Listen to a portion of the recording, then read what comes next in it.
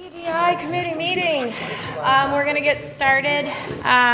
The agenda is up there. I just wanted to welcome everybody that's here tonight. I'm hoping that we can have some good discussion. Yeah,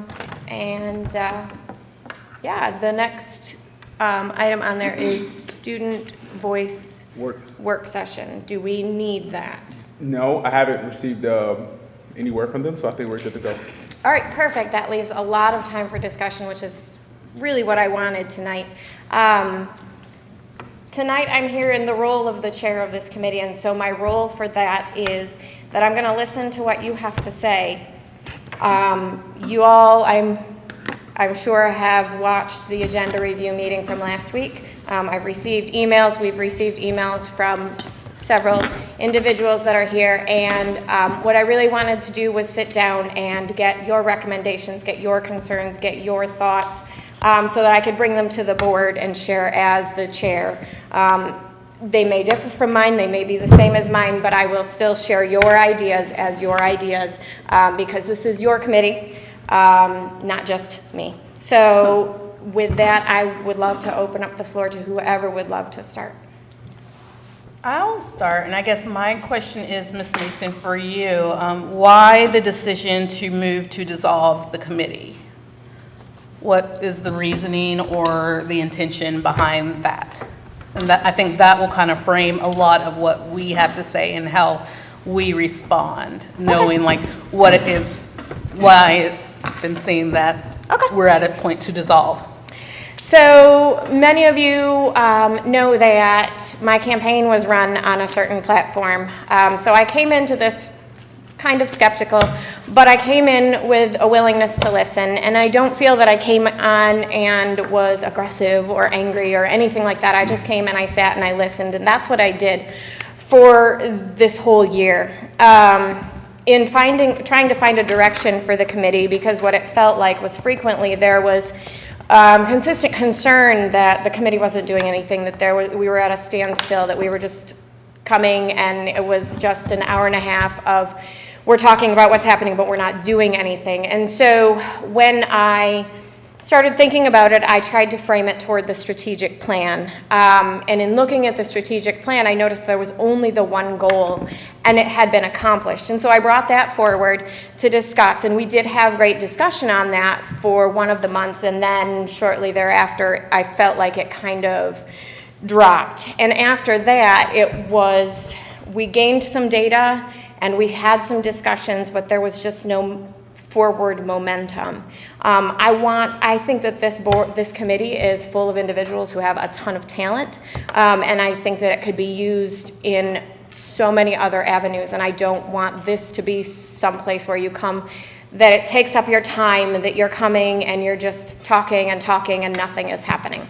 So that was part of my reasoning for wanting to dissolve. I don't want to waste people's time, and I didn't see forward motion in the future, personally. So, thank you. Mm-hmm.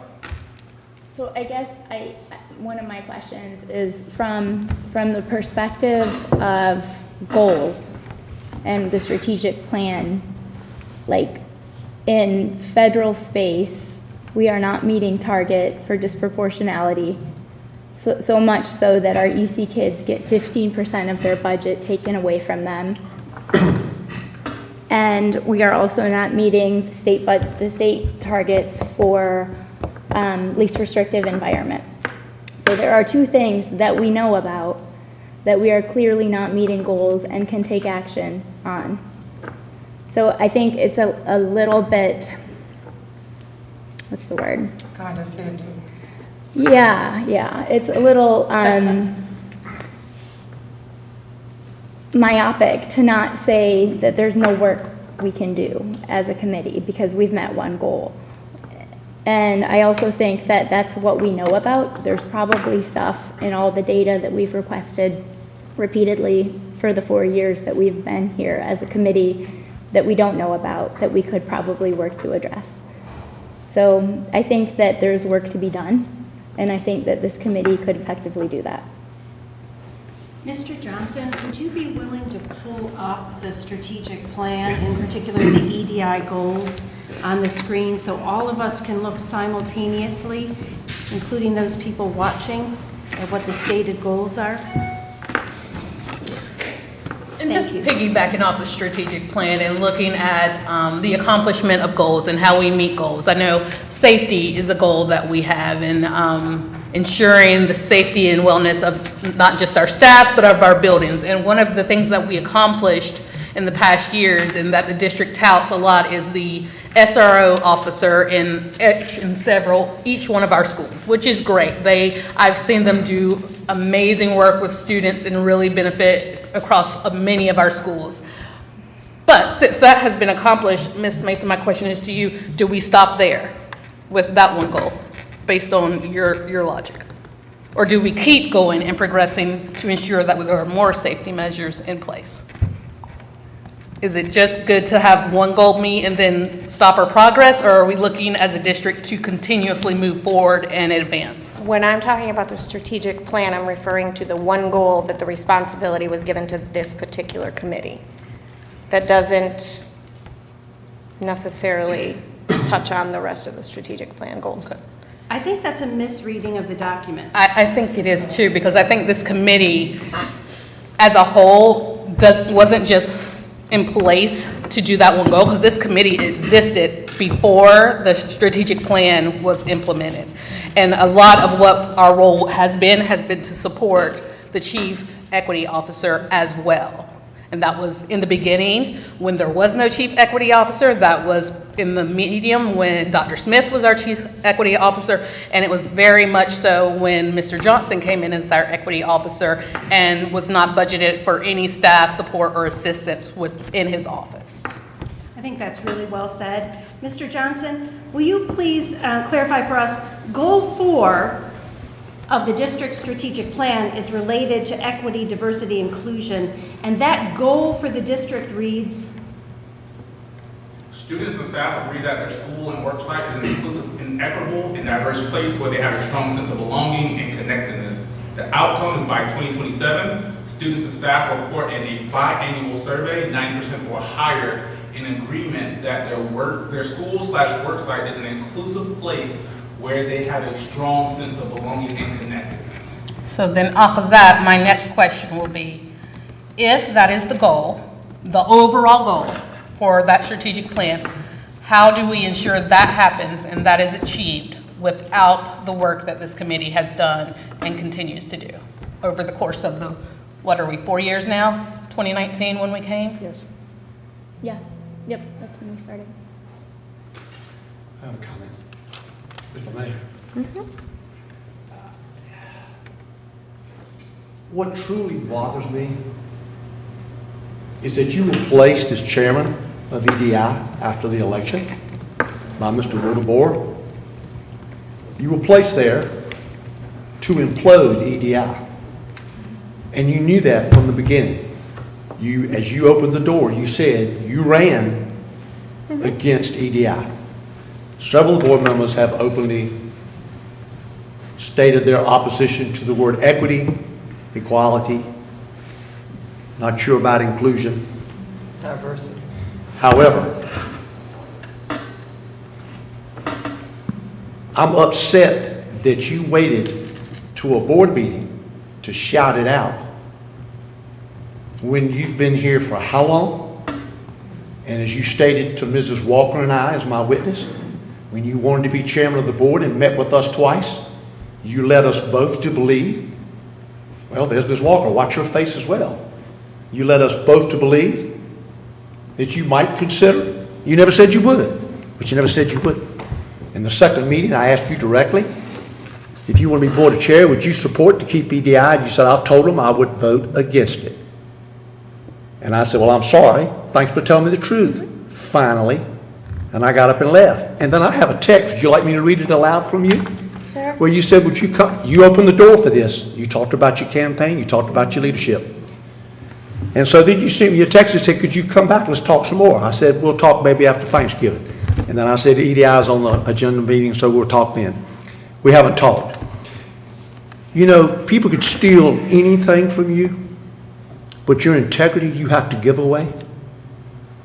And you've known since the day you took over that it would be, that you were put there for this reason. So my suggestion is you give up the chairmanship immediately and someone else take the leadership role, and then we'll deal with what we have to deal with and have another meeting to decide where we go from there. It's no doubt you have 4 votes. I've heard that. There's no doubt you do it away with it. So to sit here and go through things that are really have nothing to do with what's going to happen. So I say we move on, but I think someone else should be in charge because you've known this from the get-go. And I respect telling the truth whether I agree with it or not, but I don't like to be misled and someone loses their integrity for politics. I'm sorry you feel that way. I'm not the only one that feels that way. This is a committee of 3 board members. We can vote on that if you would like. I'm not sure as far as policy goes, is that something that goes with policy that we can vote to replace the chair of a committee? It's not a policy. All you got to do is say, The board chair. The board chair can only do that. Just me.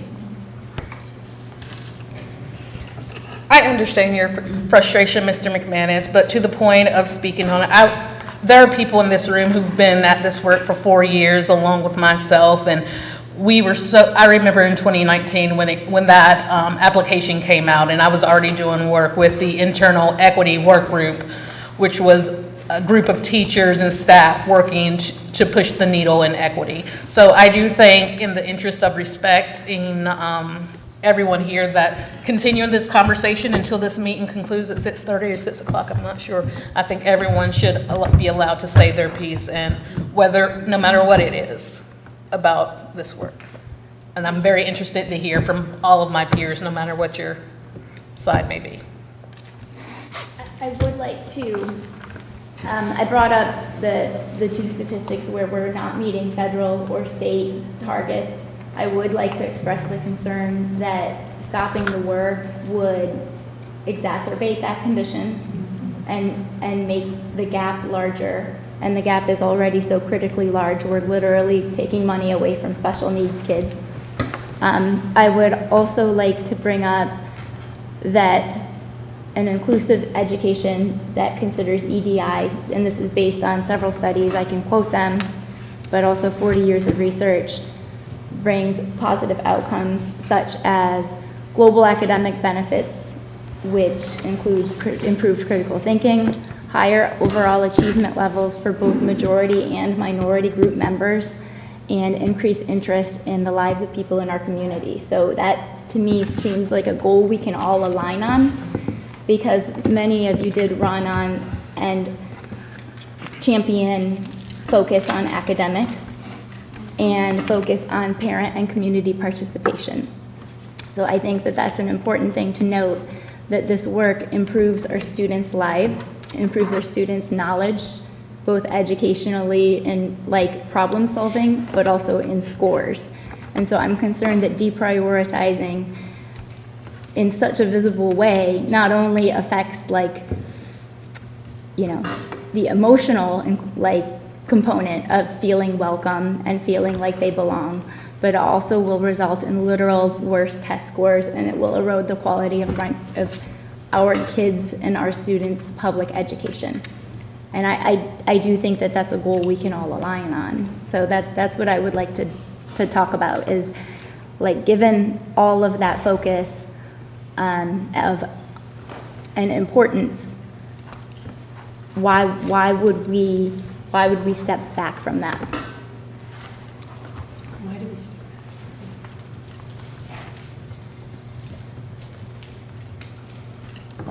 That was an open question Yeah, that was an open question. for Ms. Can Mason. you repeat the question? I said, given all those benefits that are both academic and, from the community in nature, why would we step back from that? Why would we not want those benefits for our students? And so are you asking just anyone around the table, or are you asking Ms. Mason? Well, I imagine since it was already Yeah, been recommended. I guess I would be, Okay. just since it was your That proposal was to for you, dissolve the Melissa. committee. Ms. I mean, I Mason. think that, I'm hopeful that it's just these statistics weren't known, right? That like, clearly, if it benefits our students, both in terms of like, you know, the increased improvement of their lives in the community, and it benefits the test scores and the problem solving and critical thinking aspect, maybe we should reconsider or reprioritize if there's a different way to meet those needs. So,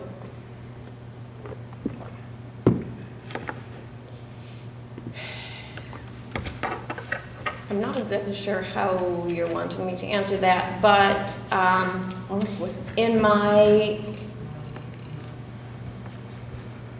time here in New Hanover, what I've noticed is that there is a need for an audit of some of the information that has been gathered. I think that there's some inaccuracies in some of the local data, and so for me, I would like to see that happen before we start to dig further into that data that you're referring to. Does that make sense? No, I mean, it makes sense, but what inadequacies do you feel exist? Because Based off of feedback from parents, feedback and experience of my own, I think that there are students that are not getting diagnosed that should be getting diagnosed. I feel that there are students that are being diagnosed when they have behavioral issues. I feel that some of our staff doesn't have the support with behavioral coaches or behavioral interventionists. And so I think the data is not quite what it should be. That's just my perspective, whether I'm right or wrong. So are you saying that our staff is not equitably prepared to deal with to support our students? I'm saying that we don't have the staffing right now. And so we don't have the staffing, but that is an EDI issue to evaluate that process. And so when we start looking at it, and so one of the things I wanted to look at, so, because I have a whole list of things I can actually talk about, but since you brought that one up, we're going to start there. When you have certain schools in a district that can tell a BT or a new teacher that we don't hire BTs, but they go to a student with higher needs and get a job, that is inequity. That is why EDI is important, because you have to evaluate what is the group of teachers within a certain district or within a certain school where they are being allowed or where they need more support. Is that support being provided? That's part of procedures and policies within the board. And so this board is important for that reason. And so when you put a minuscule objective to say, oh, we will create a committee, and yes, that is checked out, but that's a livable document. And so you add to that document when you have achieved that goal. And so, Ms. Mason, we all know, it was on your platform, it was public knowledge that you did not necessarily want, well, that you didn't. It's not even necessarily want, that you were not an advocate for equitable, diverse, or diversity or inclusion. And so when we look at data, you can say, well, I've talked to parents. Which parents have you talked to? Whose parents have you talked to? What is your group? What is the diversity of your group or your data set that you had conversations with? So have you only talked to the parents that you know, or only the parents that voted for you? And so that's another question. It's not just that if you're going to collect data, then you collect data from all sources, as many sources as possible. You can't say I talked to a group of parents, but then you can't label out or you can't describe your data set. That's a problem to me, especially because I'm a parent, you ain't talked to me. Or I know, and I have many of family members, and none of them called me and told me that you talked to them either. And so within New Hanover County School District, and so when we start talking about behavior, who is diagnosed with most behavioral problems within this district? Or who is targeted as having behavioral problems within this district? But, as you said, data and numbers don't lie. When you go to the state website and you're looking at the problem, that is an evaluation problem. And I'll tell anybody, EDI is about looking at inequities inequities within a system. Every major job in this county, corporation in this county, has an EDI committee, except New Hanover County Schools. Well, right now we do, but you're looking to get rid of it. Well, you can talk about the county, who gives you money every year. We can talk about Encino. We can talk about Live Oak Bank. We can talk about the city of Wilmington. And so New Hanover County Schools will be the only corporation, because that's what it is.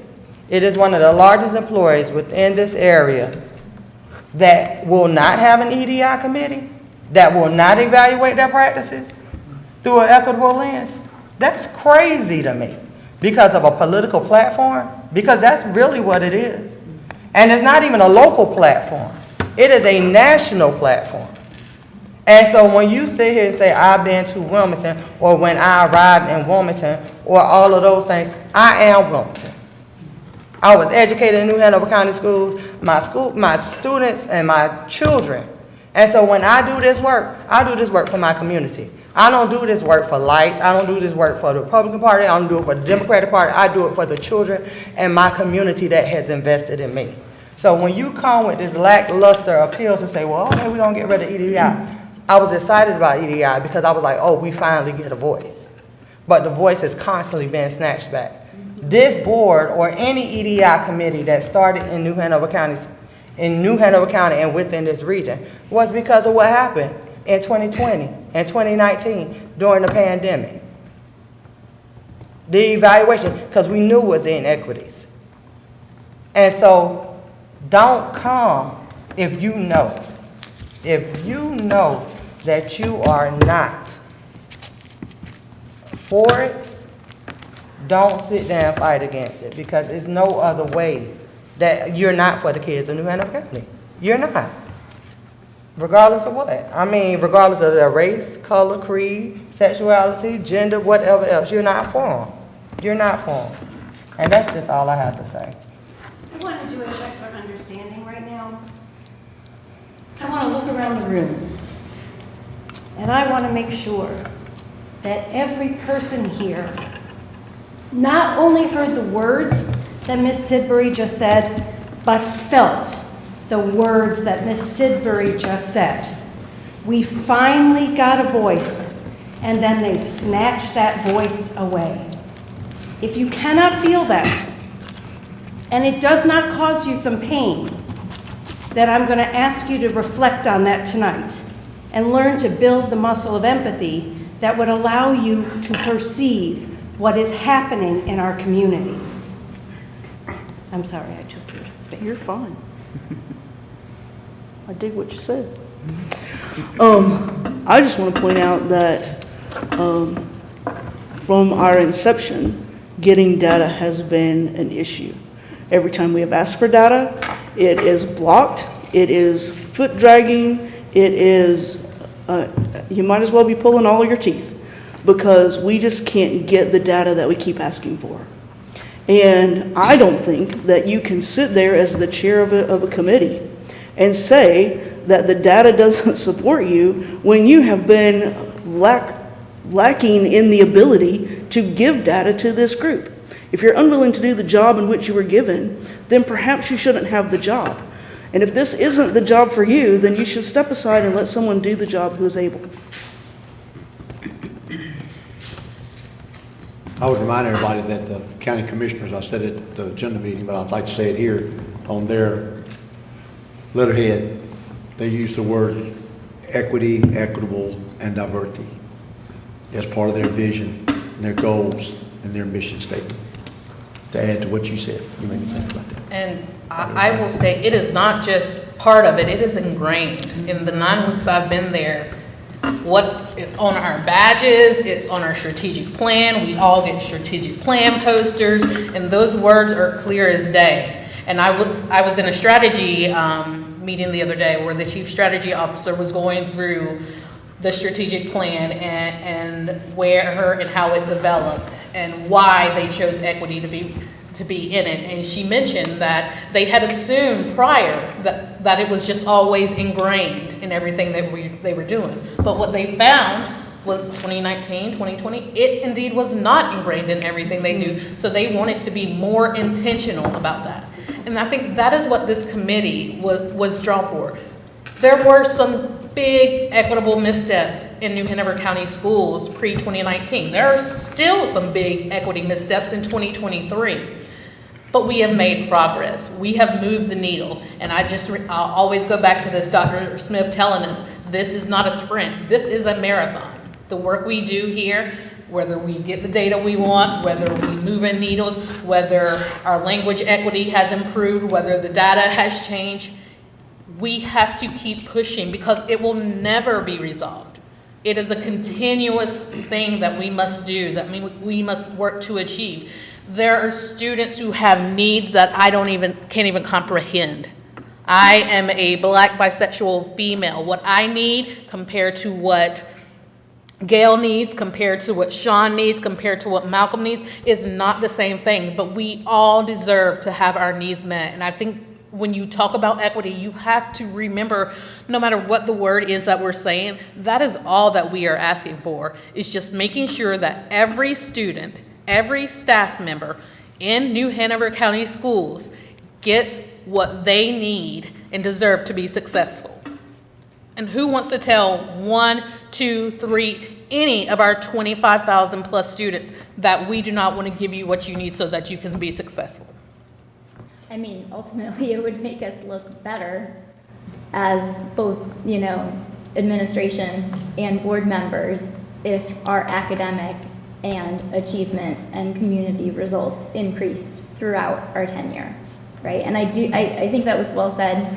I would like to be crystal clear that the studies that I referred to, those are not just special education. I know I do spend time and have expertise on special education. Those are for just everybody.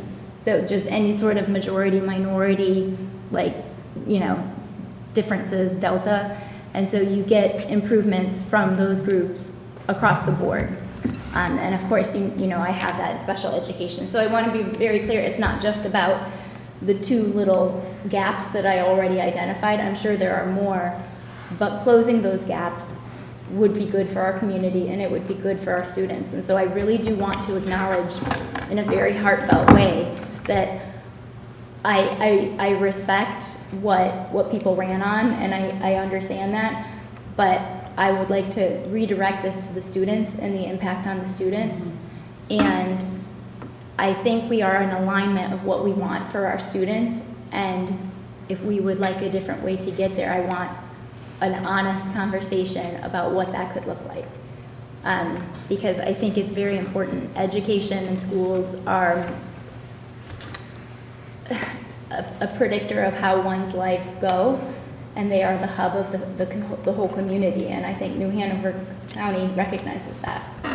I really like that, Sean, and I think a first step toward that would be for us to look at each other and agree to tell the truth going forward. There was not one goal for equity, and that goal has not been achieved. And so that language will no longer hold in these public conversations. Equity is one of the strategic plan goals. Its description is right up there, followed by a set of strategies, very few of which have even been attempted. So to say that the goal is achieved is not the truth, and we need to start saying the truth to each other.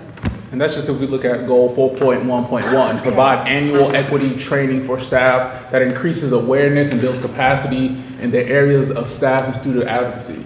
One thing about this board is the EDI, it's a common theme that is embedded within our district, and our teachers are going to do it with or without this committee, or with or without the EDI division. Our staff is going to do it, but that's not the case when we have given no training.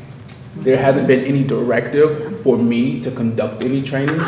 Any attempts of training have not been supported. So recognizing that by removing this and knowing that we did not prepare our staff and our teachers for navigating crucial conversations, because EDI training is how to have a difficult yet crucial conversation. When you have 2 people sitting with opposing viewpoints, and what does that middle ground look like? And we haven't been able to do that. So the goal is, like all good things, there's an end date, there's an expiration date, but we can't allow that expiration date be before we actually do our due diligence. When I came into this role, I came in through the lens of a racial equity leader. My 30, 60, 90 plan was about disproportionality. So when I came into this role, I understood that there is a racial component because that's our history of Wilmington, North Carolina.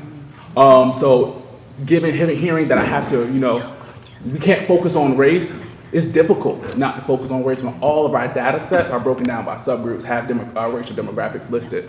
So it is important for this group and for you, if there's work to be done, that we take that charge. And I haven't been charged yet, and I'm waiting to be charged, and I'm waiting to train, because right now we've created an environment where there's no accountability for a mishap. There's no accountability when we hear microaggressions and we have biases that take place in our space.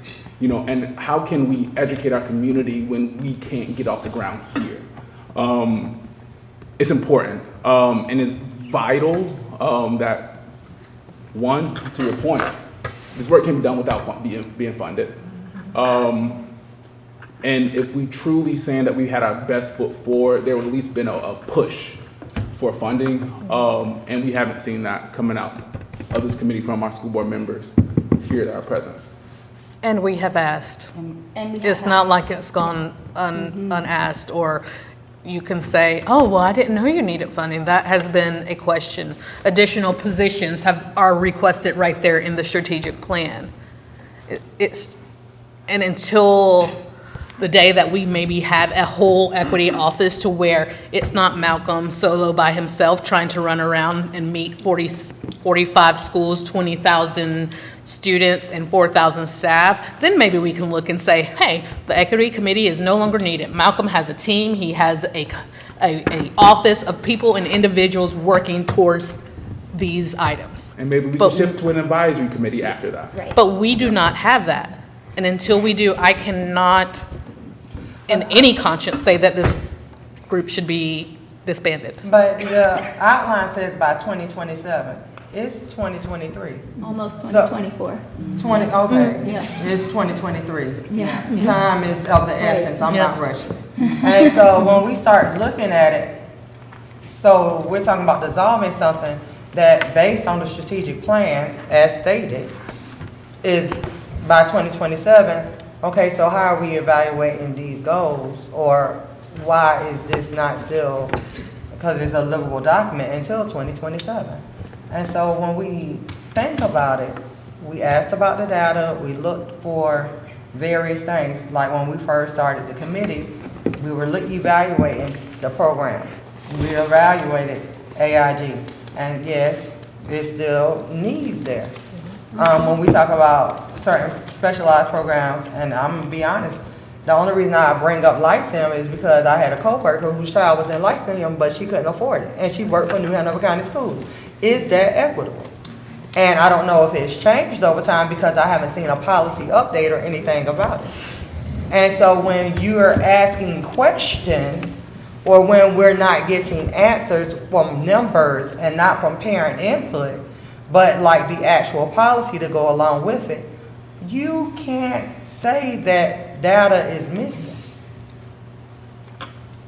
And when you have students who are convicted before anything, and I'm gonna go back to a Laney student who was accused of rape. Like, what policy was put in place when this student was found not to have done anything to anybody, but every time you Google his name or Google it, it shows this child's face, and that's a mother that has to look at that.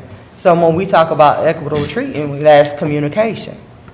And so it is just so much that has not been done yet, and regardless of what agency, Suffolk Solution brought a lot of stuff to the forefront that nobody wanted to fund. And so that was step one.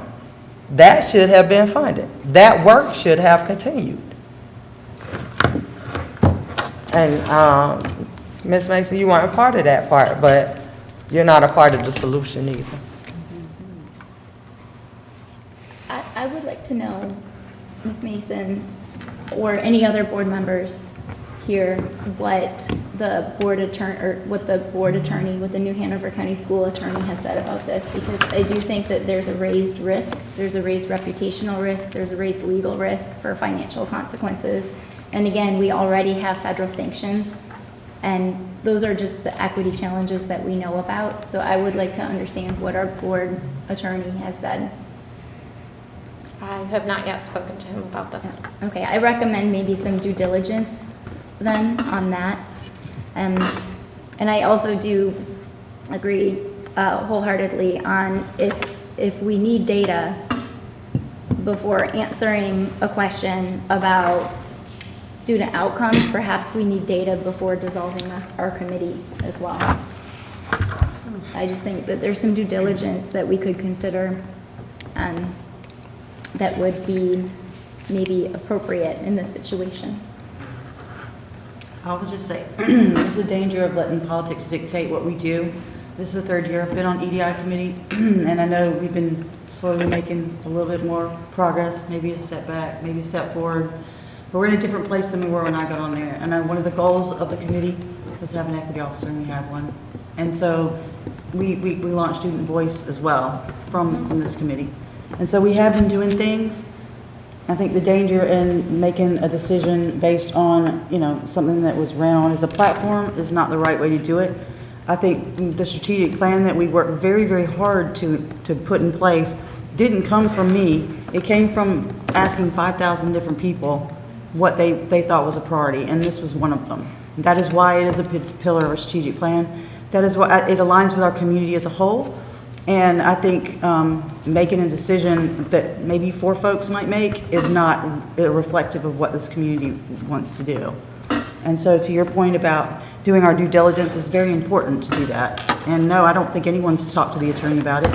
In fact, I think if it ends up being voted on, it won't be because this committee recommended it.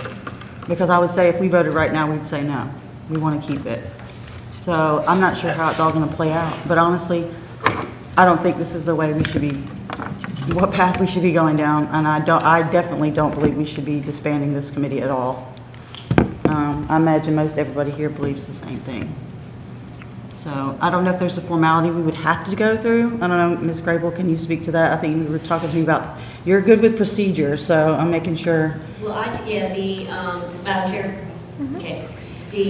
So when board committees are set up just like the board itself. So the board committee makes a recommendation to the entire board. So the only voting members of this committee are the 3 board members that are Ms. Mason, Mr. McManus, and Ms. Walker. So they are the only voting members. So they would have to vote to take this decision, whatever decision, to the board for a vote. So all of you have input, all committee members have input, but you don't vote, for moving it forward. So Madam Chair, can I ask a Yes. question? So I haven't heard any of you guys bring this up. Maybe you were thinking about it, maybe you hadn't, but I just wondered if you all could have a conversation about, let's just say, for some reason, we moved it forward. What does that look like for our district? Especially if we do not have an equity officer in place. Right. So that's what I would hope you guys might have a conversation about is, oh my God, what will happen? What does it look like? What do you think it looks like if we close this down? And I think that goes back to the question I asked at the beginning is, if this group is not here, how do we achieve that equity goal of ensuring that, 90% of staff and students feel that this is a place where they are respected culturally across the lens? Who holds that accountable? Who makes sure teachers are doing their job, bus drivers are doing their jobs, our office staff is doing their jobs? Who makes sure administrators are doing their jobs? If there's no oversight, how do we know it gets done? Well, ideally, in, any district, there would be policy that sets the course for this type of an agenda. And then the board, through their policy, would task the superintendent with coming up with an administrative implementation plan that included procedures. So anything that gets done in this district gets done because of policy and procedures, and the same would be true with equitable academic and social emotional excellence. I will say, and I have this all in email, but I wanna just say for everybody's benefit, you know, there was some comparison on, well, Pender County and Brunswick County don't have an equity office, but I think it's a disservice to compare to our surrounding counties because of our size. New Hanover County Schools is the 12th largest school school district in the state. I benchmarked the top 5, and all of them have equity officers and committees. Maybe not everybody has a committee, but those without committees have an office. They have people under the equity officer, several people in some cases.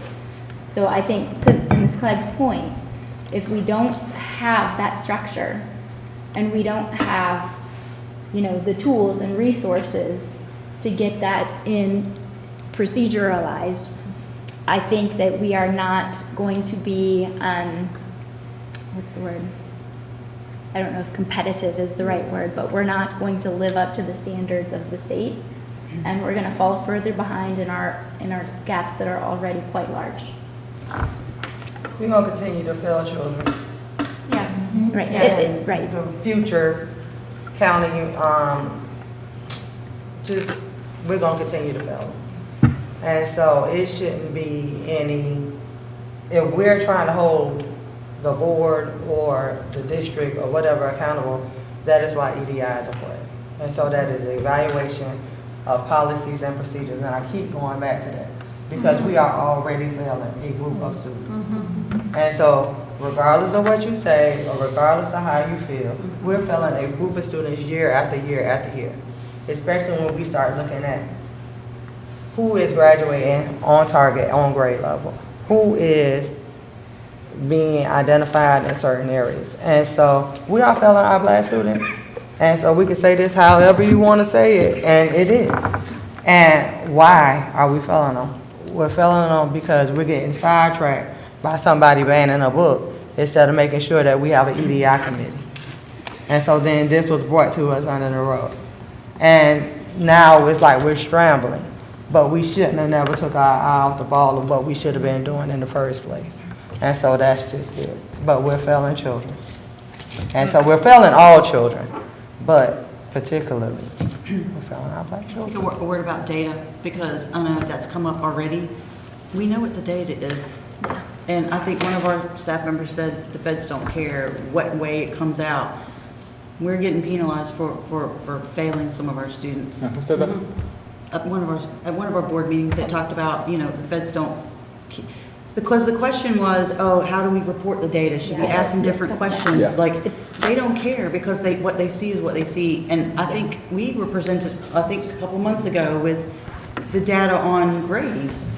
And was it 30% of our African-American students are not passing third grade? That's not, we're failing our kids that way. We can't, I don't personally feel like I can live with that. And I feel like if we lose EDI, if we lose that discussion, if we lose, then we're not doing our jobs. And I mean, at least for me, as a board member, I feel the responsibility behind that. And I don't think that disbanding EDI committee is going to help that at all. In fact, that's going to make it 100 times worse. Well, I mean, the studies say, 40 years of studies say that it will make it worse. It's There you go. going to be an outcome. Right. And- Break the mood. So let me do another check for understanding. When you see proportions of students in our school system performing at very low levels, do you think that's expected? Do you think that's natural? Because if you do, I want you to reflect on that tonight. It is not expected, it is not natural, it is constructed, and we're here to deconstruct that. I mean, that's just a point I was trying to make about data, because, you know, I don't know how you can make that data any different. I just don't see how you can do Yeah, that. you can't say, I don't like what the data is telling me, so I don't believe it. Like, Yeah. that, it is what it is. And our students with special needs and Right. IEPs, that statistic's even worse. And so I, as a board member, have to ask the follow-up question, and I didn't really get a great answer, and that's a fair, I mean, because it's a big question. How do we reach these students?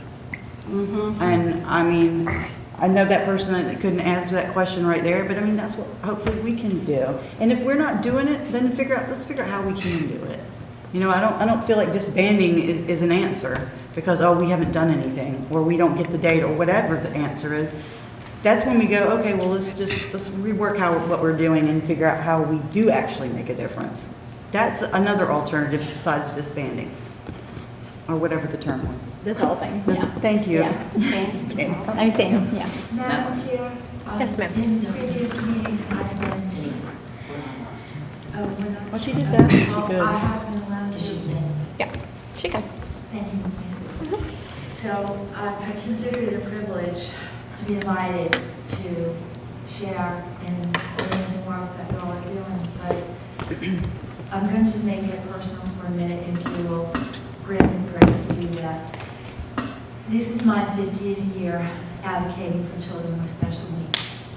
I will do this work until God decides he's done with me, or maybe wants to call me home, done with earth, call me home. It has been my life. I started before IDEA was passed. Most of you might not have been alive back then. I thought it was hard then. I can't believe what I'm living through now. And Ms. Mason, you rightly said, there are brilliant people sitting in this room. There is nothing better than they could do with their time than to be doing this work. Because if there were, they wouldn't be here. This is volunteer. There is such a commitment to our treasure, our children. The pain that people bear who've got boots on the ground, who live this, and I'm ask for grace to put myself in that category because of the advocacy work I do here, because of the community work I do here, because of the holding hands of parents I do here. I'm fighting back my emotions. I'm trying to maintain my composure.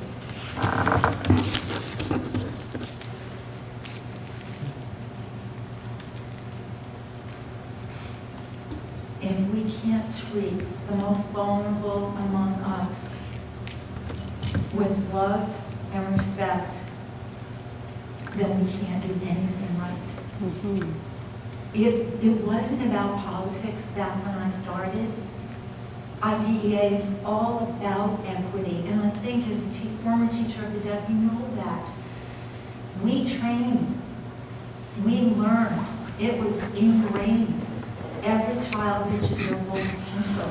That's what the whole disability rights movement is about. That's what ADA, Section 504 of the Rehabilitation Act, the Individuals with Disabilities in Education Act is all about equity.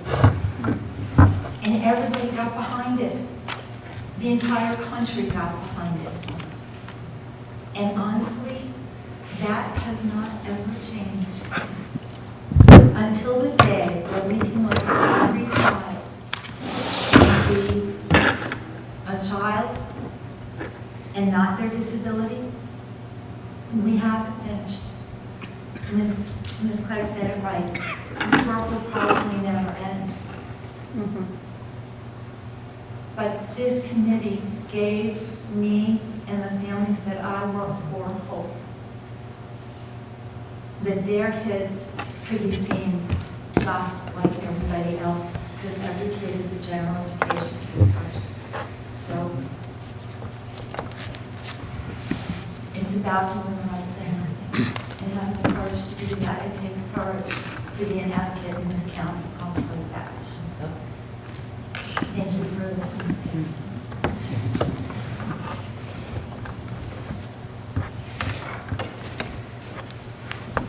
Just want to point out that every one of those 30% is a person. Yes, yes. Every one of those 30% is a person. And each one of those persons deserves to get the best education they can be given and to be given the resources to be able to get that education. And when we stop looking at each child as a person, when we start making them into a thing and not a person, when we even call them by names that say that they are a thing and not a person, then we have denied them not only an education, but we've denied them their humanity. And when we deny them their humanity, it makes us easy for us to end up in places where we have no problem shoveling them into ovens, where we go into crazy places when we stop seeing people as people. That is a problem. And whatever politics you have, whatever way you want to take the world, if you take the world in a crazy way that denies the humanity of people, then you are down a very slippery slope. And it's a slope that I cannot in any way support. And I think that it's one that should make you look at your soul and guess where you are taking not only yourself, but other people with you.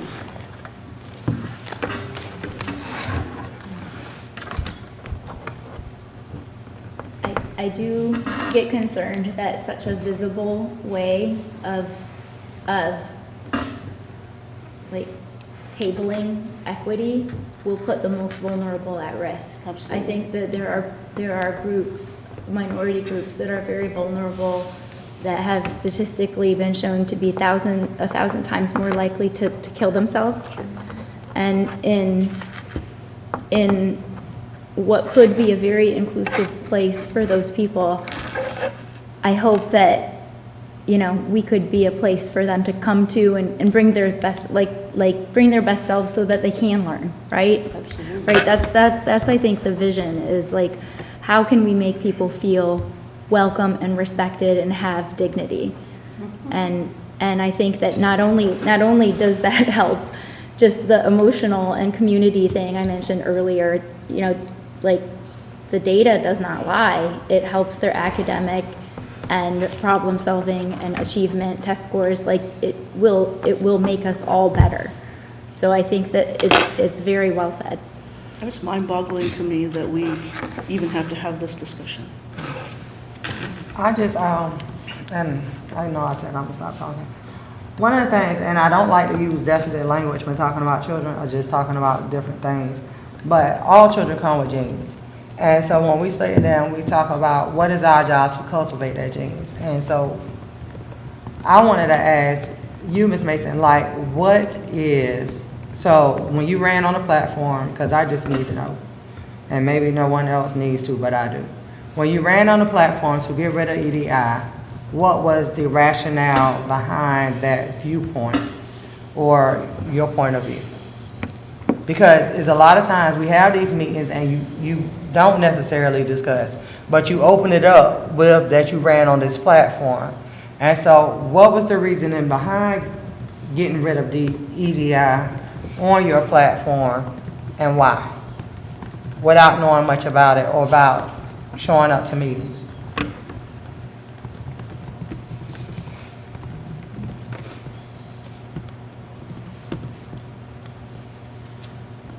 I am going to actually refrain from answering that because that's not, for me, the purpose of this. I am trying to gain your feedback, not run through a gauntlet of questions. My purpose in running this was to get feedback from y'all so that I could bring it back to the board. So respectfully, I'm not going to respond to that.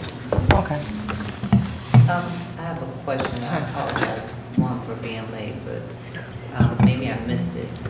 Is the reason that we are just, or talking about even trying to dissolve this group based off of this goal that we've met? Is that, why, well, why? Well, that's what we're here to find out. Oh, Why? I just didn't know if I missed that. Well, That was I the- mean, I think, Ms. Mason, I think you did state it at the beginning. You stated that we met the stated goal, and then you stated that she didn't see much progress in the year that she was here, so she thought we'd all have better things to do with our time. So the outcome of the goal is stating that everyone in this workplace will only have a strong sense of belonging and connectedness. But it does not mention what's actually written in the goal of making sure that we've measured the goal correctly and having the outcome to show that we have all met the equitable soul part and the inclusive part. And, you know, the whole components of EDI, it only talks about one. So I was just wondering, how is that okay when we don't have that it's 90% or higher in 2023? If we haven't made progress, how can we remove it if we haven't gotten close to achieving it? I just wanted to ask, anybody? I think that that's a fair question. I think that at the beginning, I identified two other gaps that were pretty significant. One, the disproportionality in special education that's a result of the federal sanctions, and two, the least restrictive environment for the state level, in which we're like 13 points below target, 13 percentage points, all of those which are children that are segregated. So I'm sure that those three are not the only gaps. Right. Okay. I mean, how often, I know it says biannually, but how often is the data reviewed? Just twice a year to be adequate behavior? And do we have, and I know you guys talked about the data before, is there like one sub place where the data is listed that we could see, or it's just not, we don't have that data? To my knowledge, and I may be misspoken, I don't think the data has been collected since this strategic plan has been implemented. I don't even think there's a baseline for us to, or benchmark for us to gouge and say, hey, at the beginning in 2023, we took a survey of our staff and 60% were satisfied. To where we can then have another survey 6 months later and say, now we're at 70%, we're seeing improvement, we're moving the needle. Or we're at 40%, we're getting worse. So I don't think the data exists at all. I'm just thinking about, just specifically in writing an IEP goal in general, like it has to be a SMART goal, right? And looking at this goal, it doesn't seem that it's meeting the points of the acronym itself, which, I mean, yes, it's relevant, yes, it's time-bound, yes, it's measurable, yes, it's specific, but it can't really be attained at this point because it's 2023 and we're supposed to have an outcome of 2027 at 90% or higher. And we are saying, what I'm hearing is that we don't have a percentage of where we currently are. We just have subcategories, excuse me, of where we are in different areas in our county where we are failing. I heard you talk about how do we connect with these kids? How do we connect with our diverse group? How do we include them in our conversations? How do we make sure that we are supplying them with everything that they need? And all that sounds like to me is using E, D, and I. So I'm just So to your point. asking that question, but just being in special ed myself, that's how I connect with my kids. That's how I reach them. And that's I another reach into actionable- their cultural background. I talk to them and we have healthy relationships. They're included in gen ed and special ed and sports, and they're in everything. And I don't understand how it can be dissolved when, for me, it is my everyday. I was So what are you just. gonna say, Malcolm? And then one more No, thing that was keep on my going, mind, I keep do apologize, someone had asked, if we do dissolve this, what then happens? My question to that is, through EDI, a lot of other groups have formed up under EDI, up under that umbrella. A lot of groups have received support and backing from EDI, from community groups in EDI. what then happens to all of those groups? Will they now come to the table and have a conversation of being dissolved? Will all of the support that those groups had now just go out of the window, and all of the work that adults and students have done will that have been done in vain? And what are we saying to our students when we say we want to take away EDI, but EDI is them? That's how they're seen. That's how they're included. That's how they're part of the discussion. That's how they can get opportunities for AIG. That's how they can get into different programs and things. How can we do that? How can we say this? So here's a question to go along with you, because I really like where you're going and what you're asking. We have a policy on student voice, don't we? Yes. Do you think the policy is being implemented to the letter? No.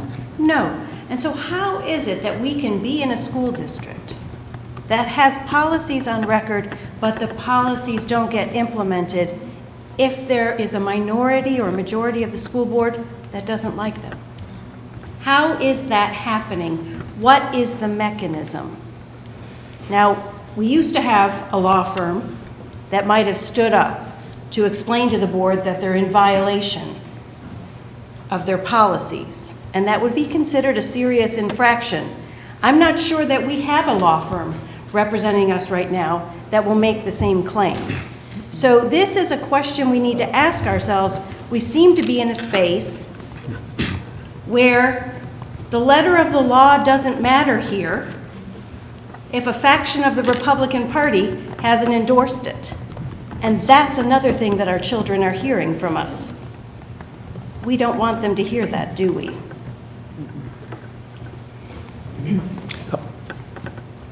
We'll remind, are you familiar with the new, that Dr. Faison put together, and the 22-23 performance booklet that she handed out? Have you seen that, the one that we got at the last, the academic performance of all of our schools individually and collectively? Accountability report? Right. Well, report was called performance, yeah. Did you want to put And that in up? there, Did you want to put that up? Let's do it. if you got it, and the data is very specific. At least, I don't know, the accuracy, it was put together here, and it breaks it down into just about every subset, including the arena for different exceptionalities. And it is in there. An example, which I brought up, is 70% on paper of our black students in the 8th grade are going to high school next year, and they're reading below grade level. Well, that's not only black students. Oh, no. We have to understand that it's also white students. Right. And so when we brought up the plan, originally, I think the subcommittee that we were on, when we were under the, looking at solution as a contractor, that we wanted to look at populations within every school that were struggling, whether it was, let's say, as specific as white male students who are identified as SLD, have a learning disability or whatever. And so like targeting the needs within every school to look at the inequities. And so a lot of times people say, well, black children, but if you don't have a population of black children within a school, then you have another subgroup that you're looking at. And so my problem is, and I'm always come back to this because I'm a black woman with black children that I gave birth to. But however, as an educator, I educate all children. I don't see any, and I work with all parents. And so this is what I'm saying. When I look at this, we're failing currently all children. And so at the look, you can say, oh, well, it's those black children over there. Or if I'm talking about Rachel Freeman, that's my picture I have in my head. But I'm gonna talk about Wrightsville Beach, I have a different picture. But you have children at Wrightsville Beach failing, and you have to teach students at Rachel Freeman. But as a community or as a district, you shouldn't have any deficits where you have deficit thinking within your school, where I look at one school as being better than the other. And so that's the purpose of EDI. Because you have to change your mindset, and that's transformational learning. And when you're stuck in a mindset, what criticality are you bringing to the table? You're not. Talk about it. And so we're all educators in some form or fashion. And then it's just that when we have our own personal lived experiences and we're only beholding to those personal lived experiences, that's where the problem is. But it's just too much. It's too much, and we're talking till we're blue in the face. Either you're gonna vote for us or you're gonna vote against us.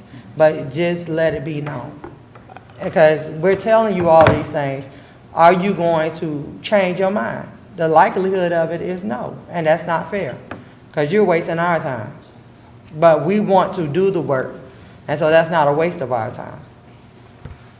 I will ask you to look at that data, though. Data is not personal. It doesn't come from someone who makes that up as a personal decision. It comes from testing, right or wrong or how well. But if you look, it is broken down by subgroup. If you look all EOGs, grades 3 through 8, and then look under Asian or Black, Hispanic, white, it is broken down individually by subgroup. It's on the state website. And So help me interpret this. This means that 31.4%. passing or failing. All students pass, I don't know if that's proficiency or if that's career and college readiness. Just Okay, see if understood. This is proficiency, so they made a level 3 or higher. Yep. And that is all students, all subgroups within New Hanover County Schools. And so Okay. you can go to each one. Thank you, Ms. Sidbury. So let's also be clear that this will not get better. And so I don't want to take this personally, right? Because my time is valuable. I've got 3 kids. I love being at home with them. But this is for the students, not the committee. As Ms. Sidbury said, we're here because we want to make things better for our kids. And this will not get better if we deprioritize EDI in practice or in policy. Right. Well, it's my understanding that it is a goal of the school board to improve these scores. I mean, that is a stated goal. Yep. To have better scores on the EOG is a stated goal. And if that is your stated goal, why on God's green earth would you do something to undermine that as opposed to doing something to support increasing those numbers? Like, there's so much research out where teachers have been able to teach lessons where they're able to tap into the student by getting to know them, digging, like I said before, digging into their lived experiences, their cultural background, being able to include them and, hey, this student has braces on their legs. Let's talk about this. What is that? How does that, like, just having that conversation, and teachers have been able to create lessons that kind of cater, not necessarily cater, but gear towards that child, so that child can be seen, so that child can feel heard. Like, we've done it before. Just in one of our classes, we had a lot of different students, and a lot of our Hispanic students just didn't want to participate. They just did not want to talk until the teacher that I worked with at that time brought up a story about her abuela.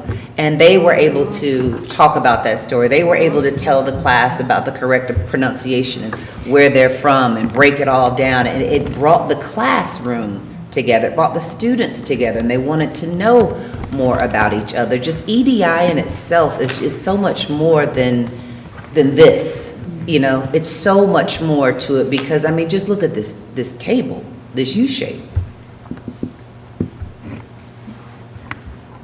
It's what it is, and it's what we need, and it's what our kids need to see. They need to be able to look at a table like this and be like, that can be me because she looks like my grandma. Oh, that can be me, reminds me of my uncle. Look at him, I remember him, that looked like my 5th grade teacher. Like, it's an inspiration as well for our students. And I feel like if we dissolve it, if we remove it, if we take it away, like, it hurts me to my core, because it just hurts me personally.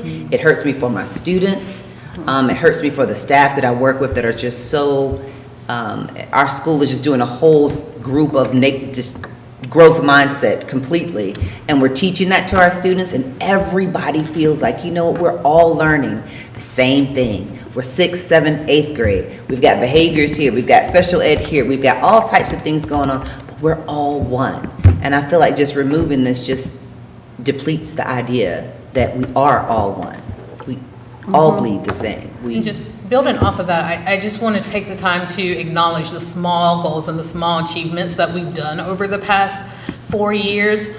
We were able to improve language access for our non-English speaking families. We were able to make sure that we're not Google translating information going home to our Spanish-speaking families, things that were missed in translation. We have hired people in our communications division that are bilingual who can speak to a whole population of students. I think my data is maybe a little old, but there was like 3,000 to 4,000 families whose language, English was not their first language. So that is something that we were able to take and look at and solve with EDI. And I had to swallow some very hard pills during those conversations in meeting with Latino Alliance and Amanda Boomershine and her group. And it's like, I was not perfect in my journey for equity. I still am not perfect in my journey for equity. I learn constantly sitting in here, hearing from Gail, hearing from Sean, hearing for Kamika.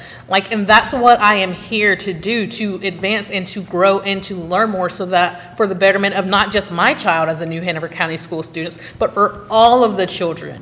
My daughter comes home every day, well, not every day, but she comes home and she sees things at school. She notices. She's only in first grade. Our kids are smart and intuitive, and they are seeing how they are treated. They are seeing who cares about them, who is invested in them, and who is not invested in them.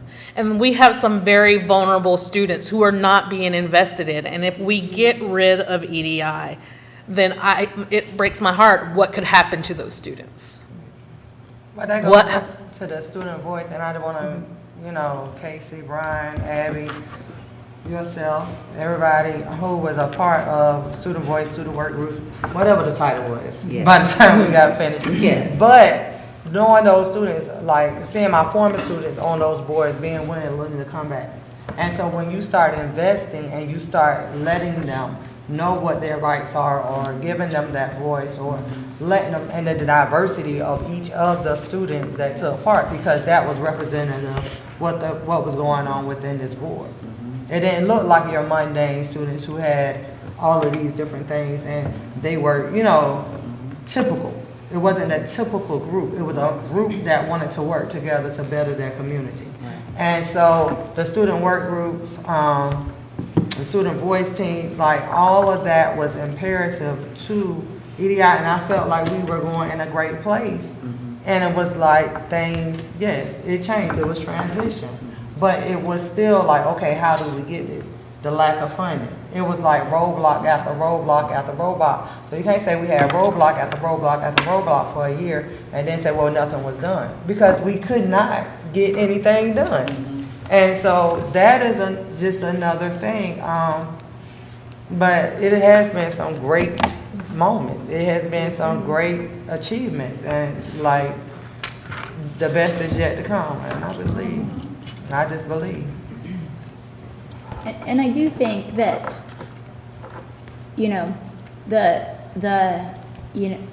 let's, I don't want to say the platform where EDI is disbanded. I do think that there are other components of platforms that were also academics-based, community involvement-based, and absolutely, like Ms. Sidbury said earlier, I think that EDI is absolutely aligned with those platforms too.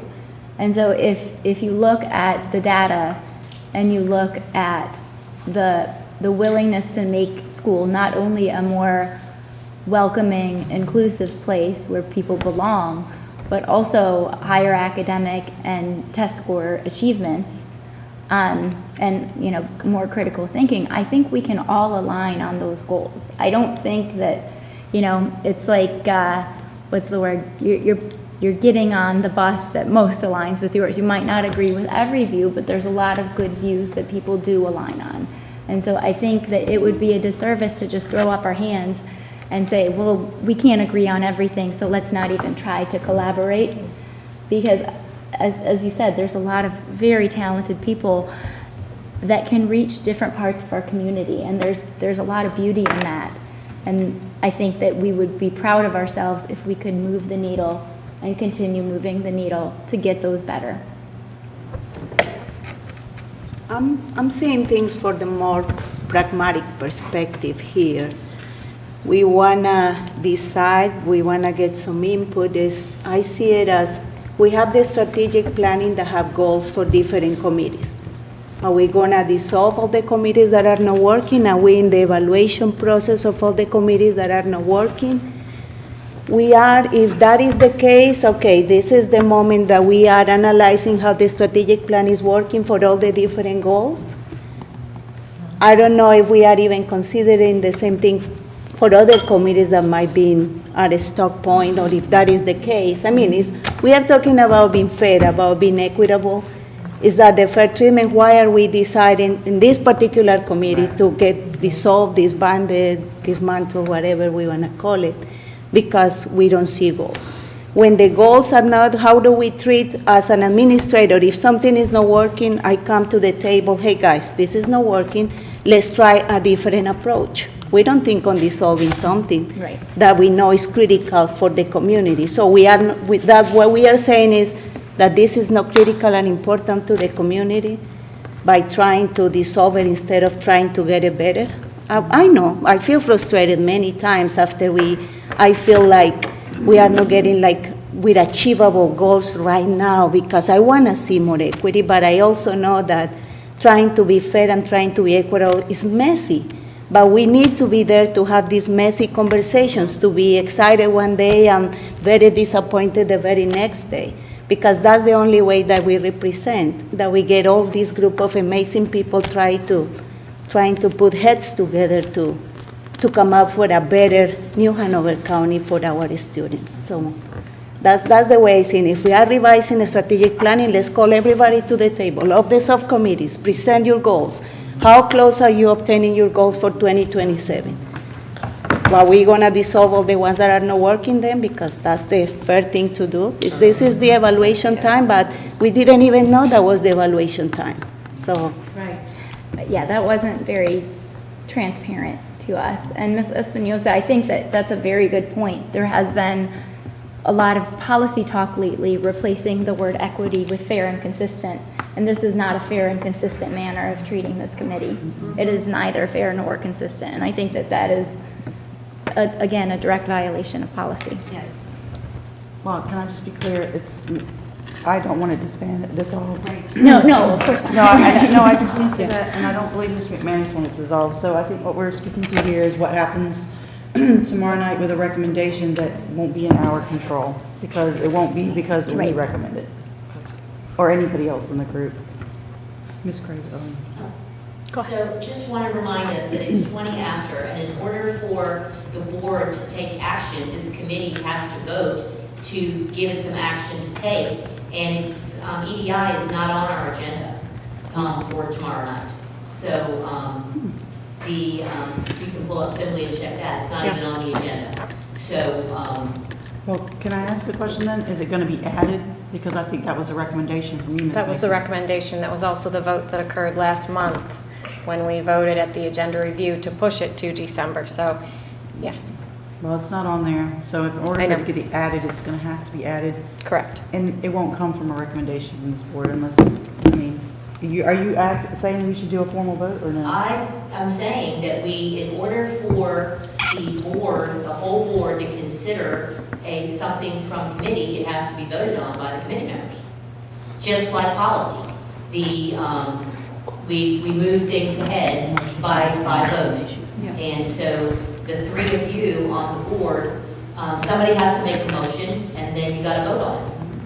And then this group, you vote whenever you want, but you have 10 minutes, because the meeting's over at 6:20, and I think it would be a disservice to all of you who spent your time, so as not to waste any of it, that you have spent your time, and I think that you should call for, you might want to consider calling for a vote. I'm in favor of keeping it, so I'm not gonna make a motion to dissolve it, so.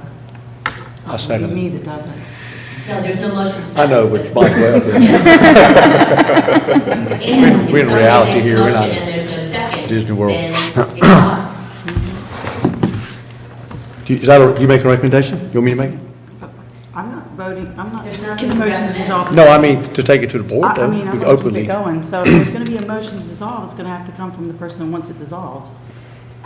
And that motion's not going to pass. Not as a recommendation of a committee, unless you vote. Well, I think you should do it formally if it's Well, gonna why happen. don't we make a vote, and it's of course up to you, but why don't we make a vote and see if the EDI committee recommends to stay active and engaged?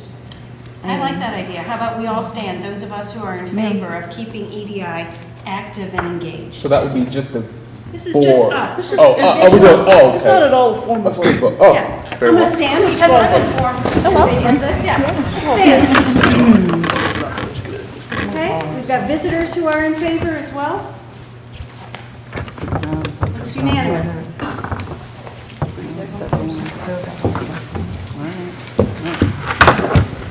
So I'd just like to say, if it happens tomorrow, it's not because this committee has recommended it. Yeah, right, we want to be very clear that we are not recommending that. That's right. So the policy, it sounds like, is the committee has to vote, the board members on the committee have to vote to recommend a Anything. dissolution movement. Any action. Any action, but a dissolution movement to come forward. So if this shows up at the board meeting tomorrow as a vote, we are in violation of our school district policy.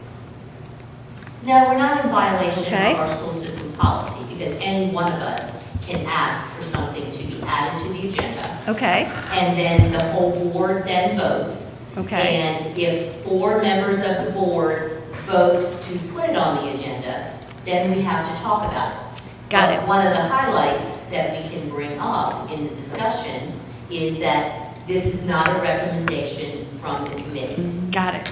But if any one of us are allowed to do that anytime we want, and you've seen that happen, many times, that's not a violation of our policy to do that. Got it. No, I would- something, No, you go.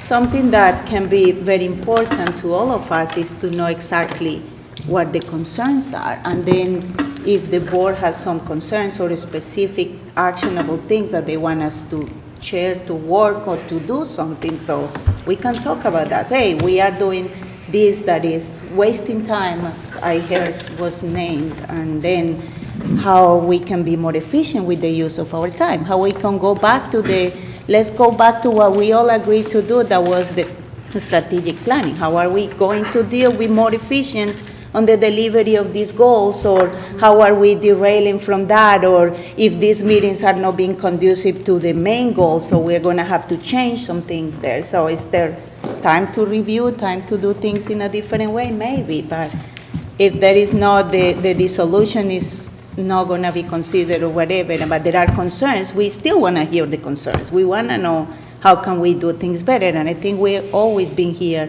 to do that, to try to get things better. I like that very much. So we're open to receiving feedback, questions that would drive discussions to improve our process. I love it. I think you received an email from me. I'm also compiling questions. I have questions from multiple people via email, as well as questions that I heard here. I just want to get a nod to make sure committee members are okay with this. I think these questions require answers. They're not just procedural questions, they're questions about what are our current conditions related to equity, diversity, and inclusion? What are we doing to improve those current conditions? And when will we get information back on the status of our improvements? Are people okay moving ahead with me compiling those questions in a letter to the board from this committee? You don't have to answer now. If you have reservations, you can write to me via email, and I will respect those. And a quick, is there opportunity for those questions to be voted on and be taken as a recommendation from this committee to the board to review and provide us with an answer? Is that an opportunity to do that? Does that, Before just, or just. or just to have it? Where do you need to have your vote? You want to do it by email, or do you want to do it now? I'm talking about here at table for our board members to take those questions to the board to be reviewed and answered potentially. Is there an opportunity? Yes, so one of the board members can make that motion, and then that is what the committee chair would take to the whole board. And it's similar to what we do at policy.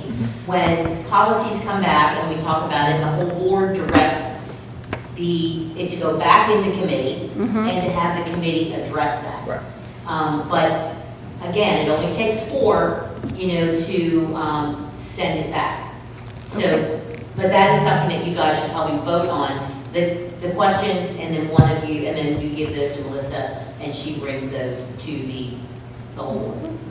So, Mr. McManus? Can we add, I'm sorry. Yes. Add the question of if the committee is dissolved, how will the board ensure that equity maintains as listed in the strategic plan? Okay, yes, okay. Or word that however. My caution is equity is apparently a trigger word now. I would like everybody tomorrow at the full meeting to understand that this vote matters to those results, that there's literal evidence, 40 years of research, probably more, that says these results will only get worse. So it is one thing to know, don't like the word equity because of personal feelings on it. I get that, but it is another thing to knowingly understand that it's going to make these results worse. And I think that is something we can recommend to the board, that they do not do that, because we are concerned about the academic and achievement and also the community and social implications of what that will mean for our students. So you're saying we have maybe 2 movements coming out of this meeting. The first one being a statement, we do not recommend dissolving this committee. Correct. The second being a set of questions that we expect the board to be able to answer, primarily because they are aligned with the duties that you took in your oath of office in terms of monitoring student performance, district performance, and reporting it to the community publicly, regularly, Right, okay? exactly. Great, okay, so 2 things coming out of this meeting today. Yeah, because I'm concerned that if we don't highlight this, there could be people that don't understand. Okay, and then I just need a vote from these board members to say that we will provide the questions to Ms. Mason, who then, because of the vote, if it passes, will go to the school board meeting tomorrow under the EDI agenda item, and then I'll attach a letter with that if people are okay. And if you want, we can confer, because I want to make sure it's representative. And in fact, I'll work tonight to send out a draft to everybody. But right now in the agenda, there is no an EDI item, is it?